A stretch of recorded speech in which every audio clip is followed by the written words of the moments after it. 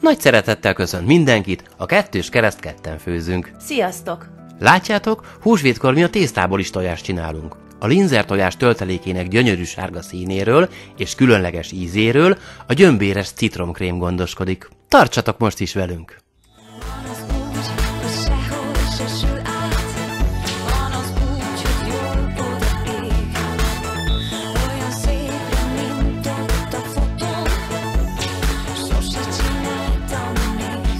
Először a citromkrém hozzávalóit láthatjátok. 15 g keményítő, 10 dg porcukor, 3 tojás, 5-6 dg vaj, egy egész citrom és a héja, és ha van, gyömbér. Felütöttünk 2 egész tojást, a harmadiknak csak a sárgája kell, kifacsartuk a citromlevét, és reszeltünk némi gyömbért. Oda tesszük a kis fazekunkat a tűzre, beleöntjük a citromlevet, és gyorsan beleszórjuk a keményítőt is, hogy még hidegen el tudjuk keverni.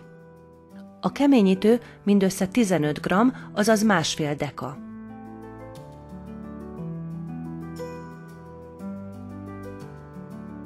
Ha jól eldolgoztuk, jöhet a 2 egész tojás és egynek a sárgája, ezt is alaposan elkeverjük, és ügyeljünk rá, hogy folyamatosan kis lángon legyünk. Ha szép egynemű lett, jöhet a 10 dg porcukor is. Mivel nekünk sajnos nem biocitromunk volt, nem szerettük volna felhasználni a héját, ezért citromhéj őrleményt szórunk bele. Ha valakinek nincs otthon gyömbér, ne fusson el a boltba, anélkül is finom lesz. Mi teába szoktuk tenni, ezért tartunk itthon, így egy kis reszelékkel meg is bolondítottuk a krémet. Ahogy ezeket a hozzávalókat beletettük, néhány perc telt el, a krémünk be is sűrűsödött. 2 dologra nagyon ügyeljünk, az egyik, hogy folyamatosan kevergessük, a másik, hogy ha elértük a krémnél a kívánt sűrűséget, akkor már kapcsoljuk le, mert ha túl sokáig főzzük, akkor a keményítő visszahígulhat. Láthattátok, hogy mi is lekapcsoltuk már, most kerül bele a 6 dg teavaj. Szépen elkeverjük benne, sejmesíteni, fényesíteni fogja a krémünket.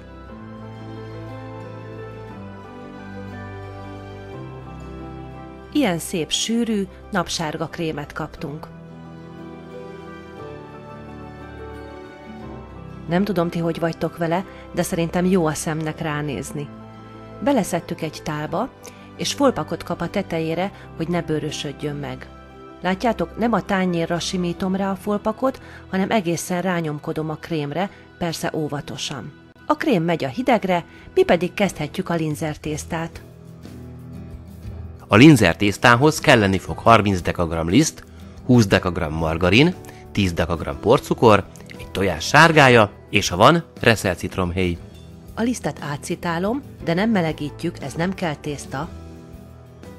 A margarint durvább darabokra vágva adjuk hozzá.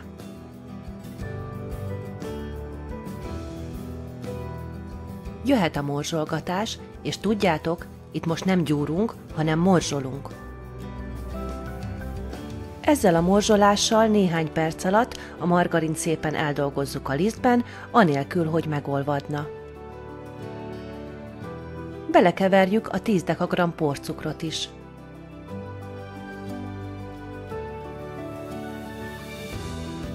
Kap egy pici sót is, és egy szórás szárított citromhéjat. Ha van otthon kezeletlen citrom, akkor annak a héját reszeljétek bele. Jön a tojás sárgája, és kezdhetjük is összeállítani a tésztát. Most már gyúrhatjuk, és az a cél, hogy minél hamarabb összeálljon a tésztánk, mert a margarin a kezünk melegétől olvad. Ha ezt megérezzük, egy pici liszt segít. Amíg alakul a tészta, megosztom veletek a tapasztalatomat, nem tudom, ti már jártatok-e így. Én alapvetően a vajat jobban szeretem, amikor sütök, de valamiért a linzernél, hogyha vajat használok, amikor nyújtom a tésztát, akkor elkezd berepedni, ha pedig margarint, akkor nem járok így, úgyhogy ezért használok általában margarint, amikor linzert készítek.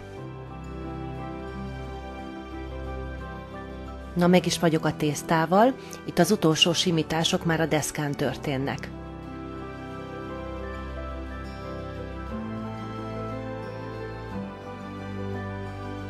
Nézzétek, milyen szép lett a tészta. Folpakba csomagolom, és mehet a hűvösre, a hűtőbe legalább fél órára.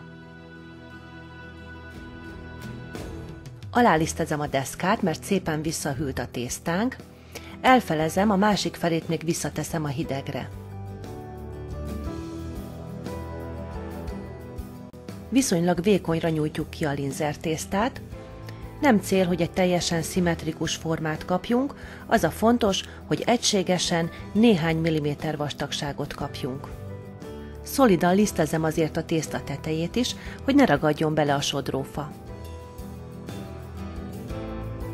Itt most előrébb vettünk egy jelenetet, hogy megmutassuk, hogy annak sem kell kétségbe esnie, akinek nincs tojás alakú formája. Kartonból kinyírtunk egy tojásformát, és azt vágtuk körbe a késsel.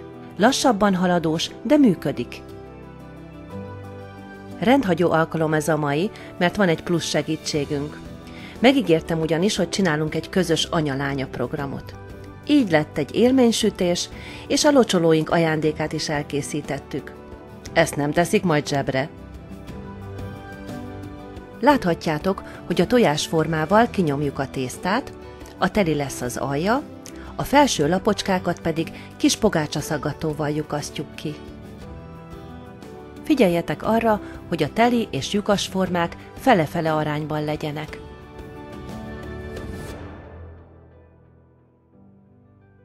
A linzertészta 180 fokra előmelegített sütőbe kerül be, alsó-felső sütésen. Mindössze 8-10 perc kell neki. Még 2 fordulónk lesz, és a linzerrel is megvagyunk. Lehűlt a krémünk, és kihűltek a linzerlapok is, jöhet a töltés.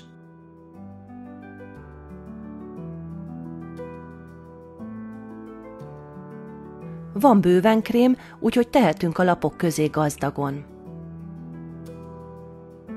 Nekünk az itt bemutatott hozzávalókból 22 összeillesztett linzertojás készült.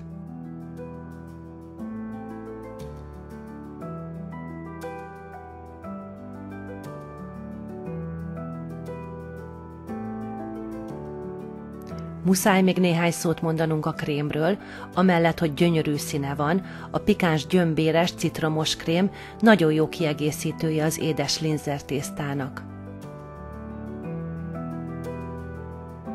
Kap egy kis porcukrot a tetejére, és jöhetnek a locsolók. Ha tetszett a videó, ne felejtsétek el megnyomni a like gombot, ha a többi videónk is tetszik, és nem szeretnétek lemaradni a további tartalmainkról, iratkozzatok fel a csatornánkra. Kellemes húsvétot kívánunk, és ne felejtsétek, ketten főzni jó! Sziasztok!